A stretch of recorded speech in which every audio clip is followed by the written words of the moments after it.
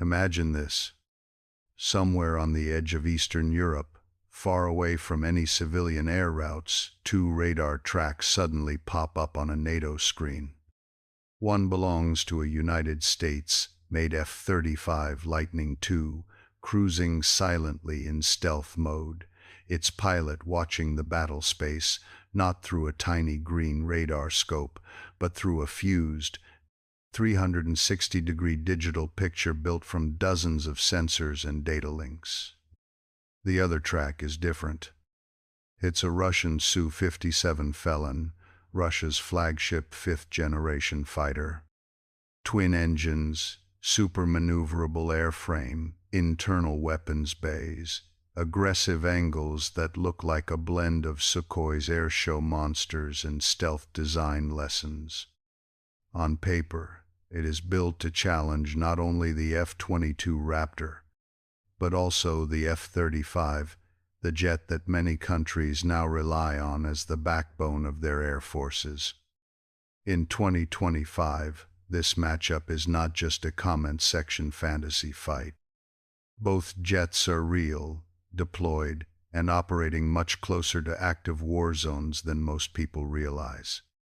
So in this video, we're going to cut through the fanboy wars, marketing slides, and propaganda, and break down what F-35 vs. Su-57 really looks like with 2025 data. We will ask three simple questions. Whose design philosophy aged better? Which jet is more dangerous in real war, not just in a brochure? And how the wider ecosystem around each aircraft, training, maintenance, allies, industry quietly decides who would probably walk away from a real confrontation. Let's get into it. To understand why this comparison matters more than ever in 2025, you have to zoom out. 10 years ago, both jets were still mostly stories. The F-35 was the most expensive weapons program in history, full of schedule slips and memes about bugs. The Su-57 was a future ghost, promised as Russia's answer to Western stealth dominance.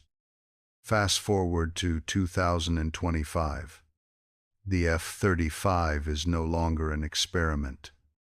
It's a mass-produced workhorse, with well over 1,000 airframes built, flying for the United States, the United Kingdom, Italy, Japan, South Korea, Israel, and many others. It has quietly racked up tens of thousands of flight hours and has seen real combat use in multiple regions. The Su-57, on the other hand, exists in much smaller numbers, but it is still important. Russia has begun serial production. Dozens of jets are either delivered or on the way, and reports suggest the Su-57 has been used to launch standoff weapons from relatively safe distances in the context of the war in Ukraine. So this is no longer a future versus future matchup.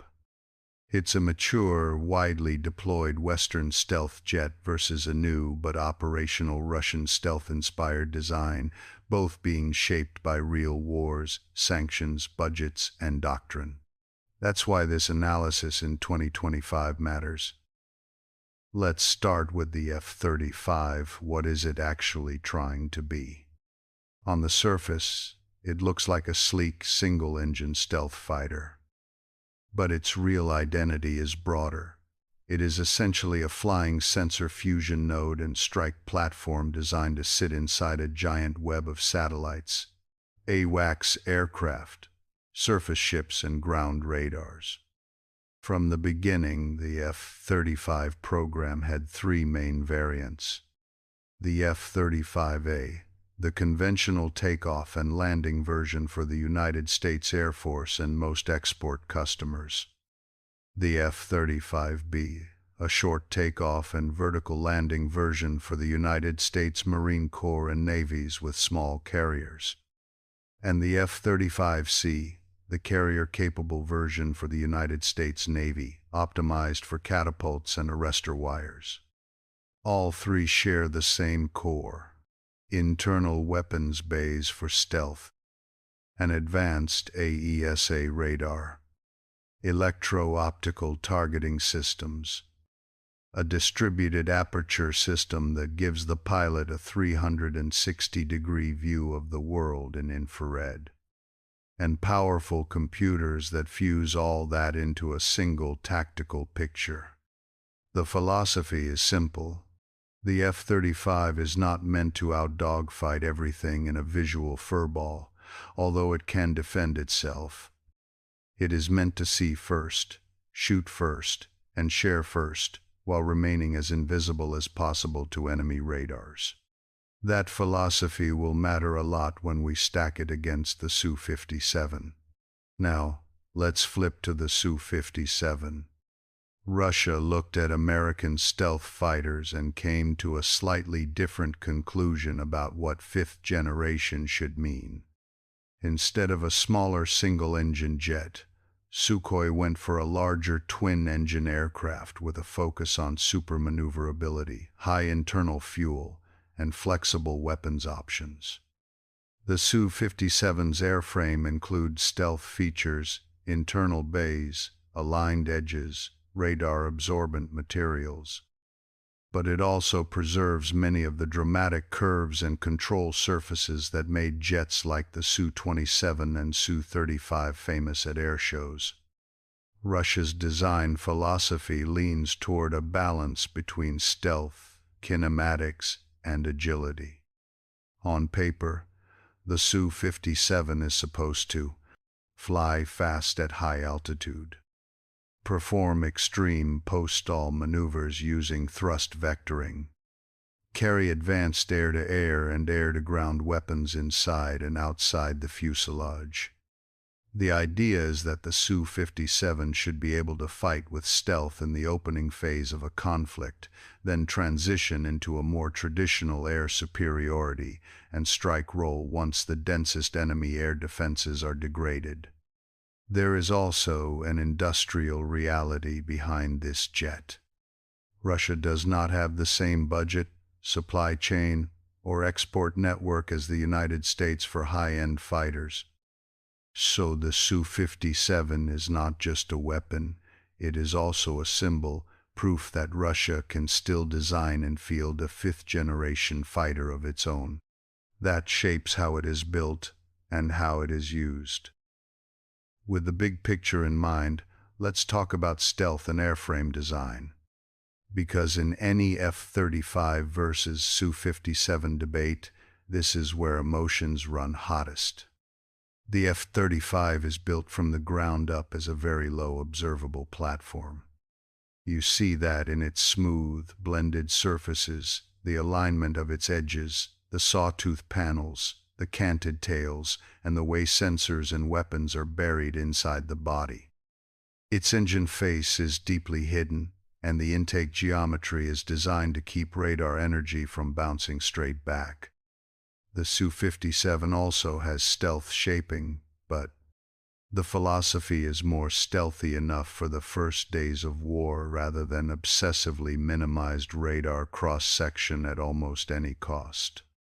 From certain angles, especially head-on, the Su-57's shaping and materials can significantly reduce detection range. From other angles, the exposed engine nozzles, complex curves, and control surfaces may reflect more radar energy than a pure stealth design like the F-35. In a one-line summary, the F-35 trades some aerodynamic elegance and top speed for consistent, all-aspect low observability and internal systems. The Su-57 trades some stealth purity for maneuverability, twin-engine power, and flexibility. In real combat, that means the F-35 will usually be harder to detect and target at longer ranges, especially when it manages its emissions carefully. The Su-57 may rely more on clever tactics, electronic warfare, and flanking geometry to level that playing field. Next, engines and performance. This is where the Su-57 often gets hyped as a super maneuverable monster, while critics like to call the F-35 a flying brick. Let's unpack that. The F-35 is powered by a single Pratt & Whitney F-135 engine, one of the most powerful fighter engines ever built. It gives the jet strong acceleration and a solid top speed, even if the F-35 is not designed as a Mach 2 airshow performer. The airframe is optimized for transonic and low supersonic regimes where modern BVR combat mostly happens, not for showing off Cobra maneuvers at airshows. The Su-57 uses two engines, with thrust vectoring on some variants, and is expected to field a new generation of power plant, often referred to as Delhi A-30. That combination promises impressive thrust-to-weight, high-altitude performance, and extreme attitude control in a dogfight. If both jets somehow merge into a close-range visual fight with similar energy states, the Su-57's kinematic advantages and vectoring might give it an edge. But modern air combat tries very hard to avoid that fair, symmetric merge. And here, the F-35's strength is not pure aerobatics, it is information and positioning. So while the Su-57 looks more impressive in a turning duel, the F-35 is designed to make sure the duel either never happens or happens on its own terms with a missile already in the air. Now we come to what may be the F-35's single biggest advantage: avionics and sensor fusion. Inside the cockpit, the F-35 pilot does not stare at a cluttered mix of raw radar returns, separate infrared feeds, and text messages from other aircraft. Instead, the jet fuses radar, infrared, electronic support measures, and data link information from other platforms into one integrated tactical picture. Enemy aircraft and threats show up as track files with confidence levels, histories, and predicted futures. This is more than convenience. It means the F-35 can often detect, classify, and prioritize threats earlier than an opponent whose pilot is still mentally stitching together raw sensor feeds. The jet can also silently receive targeting data from other platforms, like AWACS or another F-35, and launch weapons without ever turning on its own radar. The Su-57 is advertised to have advanced avionics too, including its own AESA radar, infrared search and track, and an emphasis on network-centric warfare. Russian designers clearly understand the importance of sensor fusion. The challenge is scale and maturity. The F-35 sensor fusion has been refined across hundreds of aircraft, thousands of pilots, and constant software updates funded by one of the largest defense budgets on Earth. The Su-57 systems are newer, less widely fielded, and tested in a much smaller fleet under serious resource pressure. Weapons are the next big piece, because all the stealth and sensors in the world do not matter if the missiles cannot finish the job.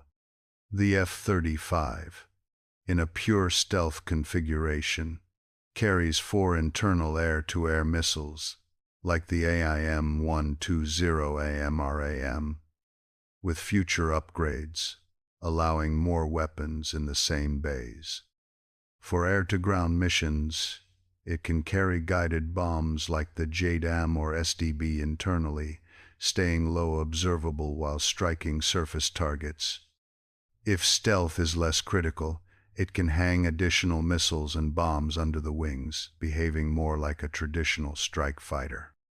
The Su-57 also has internal bays for long-range air-to-air missiles and precision-guided munitions. Russia has been developing new weapons like the R-771 and reportedly longer-range variants, as well as specialized missiles designed to exploit the jet's speed and altitude. It can also carry large external loads once stealth is not the primary concern, turning it into a heavy hitter against both air and ground targets. On paper, both jets can fire lethal beyond visual range missiles and modern short-range weapons. The difference lies in how well these weapons are integrated, tested, and supported, and how often pilots train with realistic tactics for employing them. The F-35 benefits from a vast NATO-aligned ecosystem of missile development and training ranges. The Su-57 operates in a more constrained environment, with fewer jets, fewer export partners, and less transparent testing. At this point, you might be thinking, if both jets have stealth, sensors, and modern missiles, doesn't it just come down to who sees who first? That is partly true, but to really judge the matchup, we have to put both aircraft inside realistic air defense environments. The F-35 is optimized to operate as part of a larger Allied force that is trying to break through dense integrated air defenses. Think long-range surface-to-air missiles, early warning radars, and fighter patrols. Its low observability, electronic warfare capabilities, and data links are built to survive in that kind of high-end environment while feeding targeting data to other shooters. The Su-57, meanwhile, is likely to operate under the umbrella of Russian surface-to-air systems and ground-based radars, inside an integrated air defense system rather than trying to punch into one. That means it can potentially rely more on off-board sensors, flying in and out of coverage while external radars guide it toward enemy aircraft. In some ways, each jet is like the tip of a different spear. The F-35 is the forward node of a Western network trying to dismantle enemy defenses. The Su-57 is a defender's blade, working with powerful ground-based systems to protect its own airspace and threaten intruders. Understanding that context is crucial before we imagine any one-on-one duel. Now we have to talk about something less sexy than missiles and maneuvers, training and doctrine. The F-35 community, by 2025, includes thousands of pilots across multiple Allied air forces. They train in large multinational exercises, simulate complex integrated scenarios, and share tactics, techniques, and procedures across borders. They also benefit from high-fidelity simulators and constant updates to tactics based on real data. This matters because the F-35's biggest strength is not a single magic number on a performance chart. It is the ability of its pilots and mission planners to exploit sensor fusion, stealth, and networking to set up unfair fights. Su-57 pilots are almost certainly highly skilled too. Russian fighter training has a long tradition of emphasizing aggressive maneuvering and creative tactics. However, they operate in a smaller fleet, with less flying hours per pilot on average, under the pressure of economic sanctions and wartime demands. Doctrine also diverges. Western air forces tend to emphasize specific roles.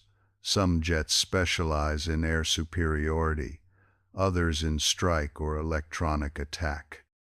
The F-35 is meant to bridge roles, but it still plugs into a large system where AWACS, tankers, and other fighters support it. The Su-57, in Russian doctrine, may be asked to do more with fewer support assets, taking on both air-to-air and strike missions while coordinating with ground-based air defenses. Those differences in doctrine shape how each jet would actually be used in war. Next, let's look at production, maintenance, and sustainment, the boring backbone of air power. The F-35 program is gigantic. Dozens of airframes roll off the production line every year. There is a global supply chain of spare parts, maintenance hubs, software support, and upgrade programs. Entire Allied fleets are being standardized around this one aircraft. This scale brings costs and drama, but it also brings resilience. If an F-35 squadron has an issue, it can lean on a global network of experience and logistics. If one country's jets need an upgrade, many others are funding similar improvements. The Su-57, by contrast, is being produced in much smaller numbers. Russia has to deal with sanctions, limited access to foreign components, and a much smaller defense budget. Keeping a small fleet of advanced fighters fully mission-capable is expensive and technically demanding. This does not make the Su-57 irrelevant. Even a small number of high-end fighters can make an enemy think twice. But when you compare long-term sustainability, the F-35's industrial base and allied network look far more robust. In a serious, prolonged conflict, that difference in sustainment could decide how many jets are actually combat-ready on day 30, not just day 1. So far, we have mostly talked about design and capability. Now we have to ask, what have these jets actually done? The F-35 has already seen combat use with several operators. Details are often classified, but we know it has been used for precision strikes and intelligence missions in the Middle East and other theaters. Reports suggest it has slipped into contested airspace, gathered data, and delivered weapons with minimal detection. Every time that happens, real-world lessons flow back into software updates, tactics, and training syllabi. That is how a platform matures. The Su-57's combat record is smaller and more opaque, but there are credible reports of its usage from standoff distances to launch long-range weapons in the context of ongoing conflicts. Russia appears to be cautious with its few Su-57 seconds, avoiding situations where they might be exposed to Western-supplied air defenses or risk being shot down. Again, this is understandable. When you only have a limited number of advanced jets, losing even one is a big blow. So, the Su-57 may be gaining experience more slowly, in less risky profiles, while the F-35 is being continuously pushed, tested, and iterated across multiple countries. In terms of learning curve, that gives the F-35 community a significant head start. Now imagine actual scenarios where these jets might collide. We will start with a beyond visual range engagement. Picture a contested border region where both sides are flying combat air patrols. On one side, a pair of F-35 seconds are operating in stealthy MCON, minimizing emissions, receiving a steady stream of data from distant sensors. On the other side, a pair of Su-57 seconds weave under the umbrella of ground-based radars and long-range SAMs. Neither pilot wants a fair fight. Each wants to shoot first from a position the enemy never fully understood. In this kind of standoff, the F-35's strengths are its low signature and deep sensor fusion. It can potentially detect the Su-57 based on a mix of radar, infrared, and off-board cues, then maneuver for a high-probability missile shot while still appearing as barely a whisper on enemy scopes. The Su-57's strengths are its speed, altitude, and ability to work with powerful ground radars. If those radars can paint the F-35's approximate location, the Su-57 might sprint into a vantage point and launch long-range missiles before the F-35 can close. Which side wins? The honest answer is the side that better integrates its entire network, not just the fighter. Now, What if that BVR duel fails and the jets actually merge into a close-range dogfight? This is the scenario that fuels endless internet arguments. In a pure visual fight, with both jets aware of each other and similarly armed, the Su-57's twin-engine power, high thrust-to-weight ratio, and thrust vectoring should give it spectacular agility. We would expect brutal nose-pointing ability, high angles of attack, and post-stall tricks. The F-35, meanwhile, is often described as okay but not amazing in a dogfight. It actually has solid instantaneous turn performance and good energy retention, but it is not a stripped-down airshow machine like an F-16 with no bombs. At very close range, stealth matters less. What matters is missile queuing, off-bore sight shots, helmet-mounted sights, and who maintains energy better through turns. The Su-57's raw aerobatics might give it more options in these knife-fight ranges. However, you have to remember, almost everything about modern fighter design, especially for the F-35, is aimed at never letting this happen on neutral terms. If an F-35 ends up in a fair dogfight with a Su-57, something earlier in the kill chain already went wrong for somebody. So yes, in many close-range visual engagements, the Su-57 might look and feel like the scarier machine. But modern air warfare is designed to punish whoever lets it get to that point. Another important comparison is their multi-role strike capability. The F-35 is, at its core, a strike fighter with exceptional ISR capabilities.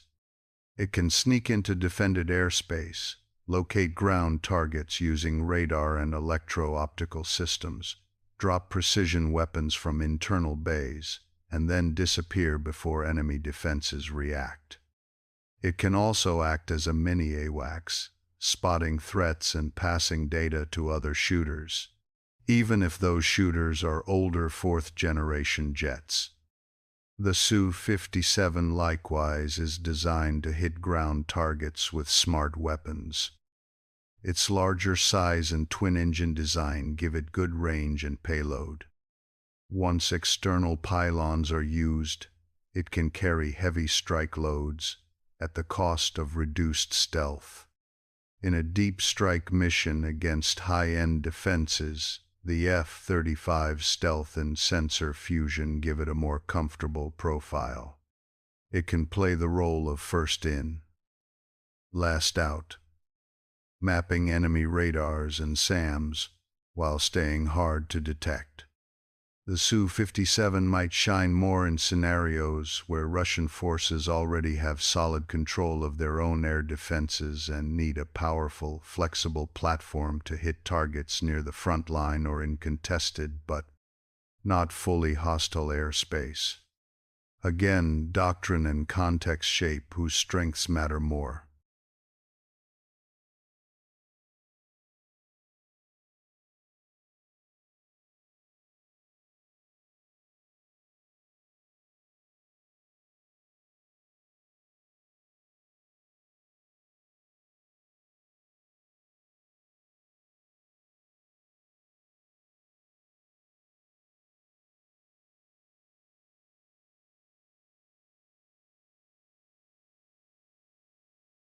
Electronic warfare and information dominance are another subtle battleground. The F-35 carries sophisticated electronic support measures and jamming capabilities. It is designed not just to hide, but to listen, detecting enemy emissions, classifying them, and feeding that data into the broader battle network. This turns every F-35 into both a shooter and an intelligence collector. Russian aircraft historically have strong electronic warfare options too. Pods and internal systems on platforms like the Su-35 and specialized jamming aircraft have long been a feature of Russian doctrine. The Su-57 is expected to integrate advanced EW, including the ability to disrupt enemy radars and missile seekers. The difference is once again one of ecosystem. The F-35's EW data does not live and die inside one cockpit. It is shared across allies, stored, analyzed, and used to update threat libraries and tactics. The Su-57 may absolutely have powerful onboard systems, but its impact depends on how widely it is fielded, how quickly data is processed, and how well that feeds back into the wider Russian air defense and air force structure.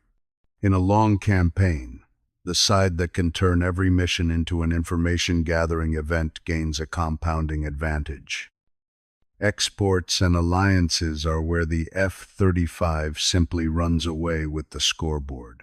By 2025, the F-35 is the standard fifth-generation fighter for much of NATO, and key partners in Asia and the Middle East is less than #0.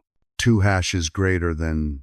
That means dozens of squadrons, interoperable logistics, shared training pipelines, and combined exercises where pilots from different countries fly the same jet against shared scenarios.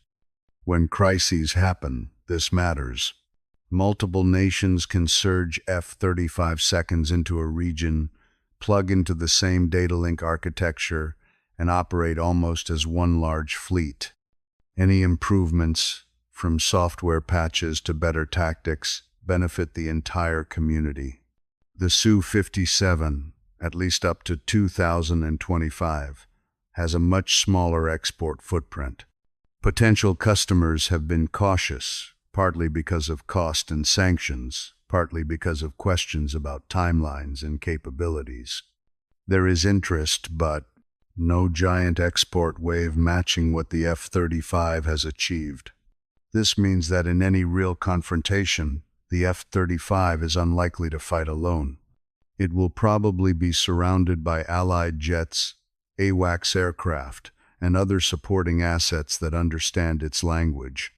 The Su-57, at least for now, looks more like a boutique capability, powerful in specific roles, but not part of a huge international fifth-gen club. Looking forward from 2025 into the 2030s, we should also consider upgrade paths. The F-35 is already moving toward Block 4 upgrades, which aim to add new weapons, better processing power, enhanced electronic warfare, and improved sensors. There is also work on adaptive cycle engines that could dramatically improve range and performance in the future. The key thing is, the F-35 is not a static product. It is more like a smartphone ecosystem. New software, new apps, new integrations keep rolling in. The Su-57 also has an upgrade roadmap. As new engines mature and more advanced avionics and weapons become available, later batches of Su-57 seconds should outclass the early ones. If exports ever take off, more funding and feedback could accelerate those improvements. However, economic pressure and sanctions will continue to shape what is realistically possible on the Russian side. Meanwhile, the F-35's upgrade path is backed by multiple wealthy allied governments who are heavily invested in making this platform last for decades. So, over time, the gap in software maturity, weapon integration, and network integration could actually widen further, not shrink. So, in 2025, if you had to bluntly ask, which jet is better, F-35 or Su-57? The honest answer is, it depends what you are measuring.